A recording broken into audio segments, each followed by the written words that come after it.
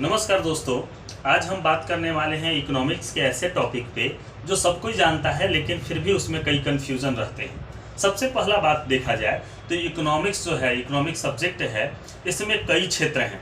ठीक है, तो कहा जाता है कि कोई भी अर्थशास्त्र जो है, अर्थशास्त्र के कई सेक्टर हैं, कई क्षेत्र हैं, जैसे प्राथमिक क्षेत्र, द्वितीय क्षेत्र और तृतीय क्षेत्र।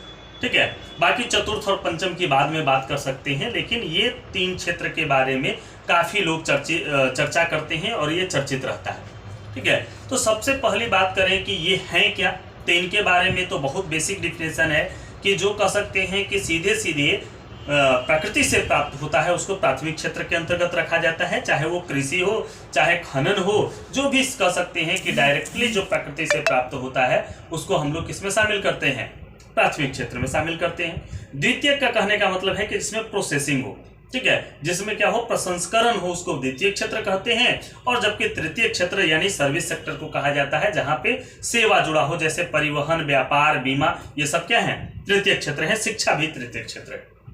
अब हम बात करते हैं कि भारतीय अर्थव्यवस्था की कोई अर्थव्यवस्था विकसित है कि विकासशील है या अल्प विकसित है। तो पहली बात समझ लीजिए कि कोई भी अर्थव्यवस्था अल्प विकसित नहीं कही जा सकती है। क्यों नहीं कही जा सकती है?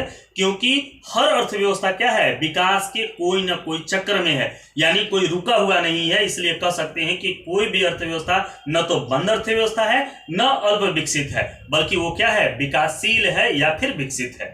ठीक है, तो अब हम लोग ये समझ लिए कि इकोनॉमी में कोई अल्प विकसित नॉन डेवलप कंट्री का कोई कॉन्सेप्ट ही नहीं है। ठीक है, तो ये तो पहली बात तो ध्यान में रखनी चाहिए। दूसरी बात कह सकते हैं कि अर्थव्यवस्था के विकास के बारे में बात करते हैं। किस अर्थव्यवस्था को हम विकसित अर्थव्यवस्था कह सकते हैं और किस अर्थव्यवस्था को हम अल्प विकसित या विकासशील अर्थव्यवस्था कह सकते हैं, इस बारे में बात करते हैं। तो इसमें एक बहुत बढ़िया सिद्धांत है, वो सिद्धांत है साइमन कुजनेटस का।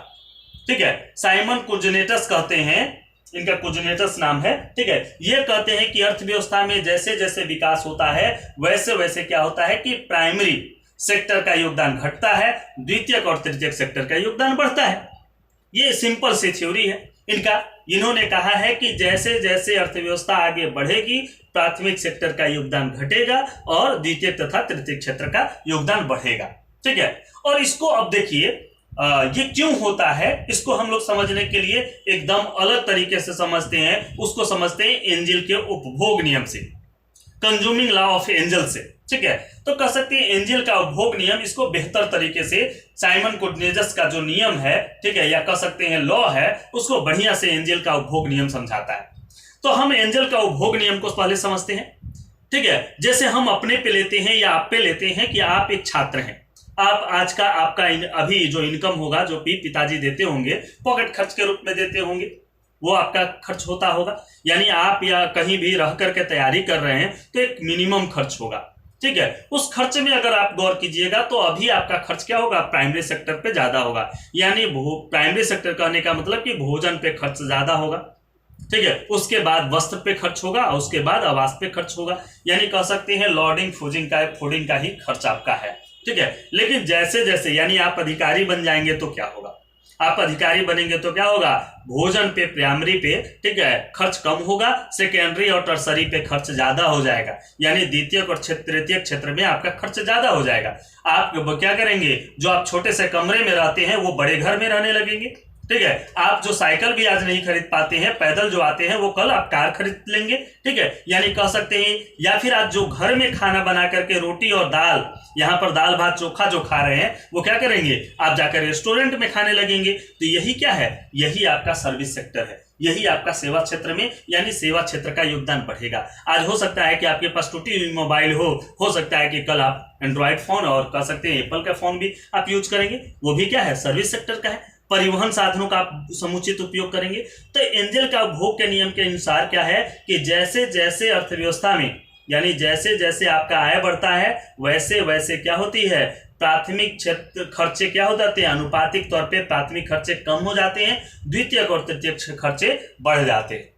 ठीक है, और इसी हिसाब से अर्थव्यवस्था भी हमारा बढ़ती है कि जैसे जैसे अर्थव्यवस्था बढ़ेगी कृषि का योगदान घटेगा।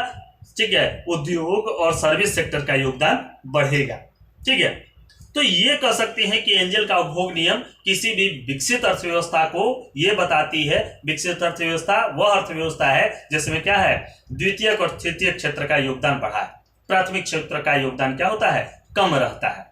ठीक है, तो ये हम लोग समझ सकते हैं, इसको बहुत ही बेहतर तरीके से समझ सकते हैं। और भी एग्जाम्पल लिया जा सकता है जिससे आप इसको समझ सकते हैं कि कैसे कैसे आपके खर्चे, जैसे जैसे आपका इनकम बढ़ता है वैसे वैसे आप क्या करते हैं, भोजन जैसे चीजों पे कम खर्च करने लगते हैं। अनुपातिक तौर पे, अनुपातिक कह रहे हैं इसलिए कह रहे हैं, ऐसा नहीं है कि घटेगा, घटेगा नहीं है। आप आज 200 रुपये खाने पे खर्च कर रहे थे तो 400 करेंगे, लेकिन अनुपात हम किससे कह रहे हैं, द्वितीयक और तृतीयक। यानी कपड़े आज जो पहन रहे थे उससे ज्यादा महंगे कपड़े पहनेंगे, जो गाड़ी जो आप परिवहन साधन में उपयोग कर रहे हैं उससे ज्यादा आप महंगे परिवहन साधन उपयोग करते हैं।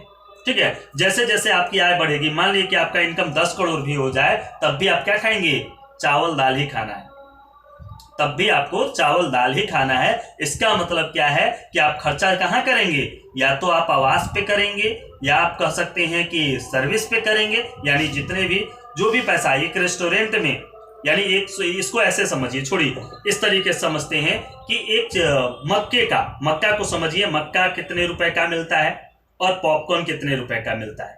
और उसी को अगर देखिएगा, उस पॉपकॉर्न अगर सिनेमा हॉल में मिल रहा होगा तो कितने का मिल रहा होगा। यानी कह सकते हैं कि हर जगह उसका रेट क्यों बढ़ जा रहा है, क्योंकि सर्विस चार्जेस बढ़ जा रहे हैं। तो जैसे जैसे अर्थव्यवस्था बढ़ती है वैसे वैसे क्या होगा, जैसे जैसे इकोनॉमी हाई होगी वैसे वैसे प्राइमरी सेक्टर का, जो कह सकते हैं प्राइमरी जो है वो सेक्टर क्या होगा, ठीक है, उसका योगदान घटेगा और द्वितीयक तथा तृतीयक क्षेत्र का योगदान बढ़ेगा।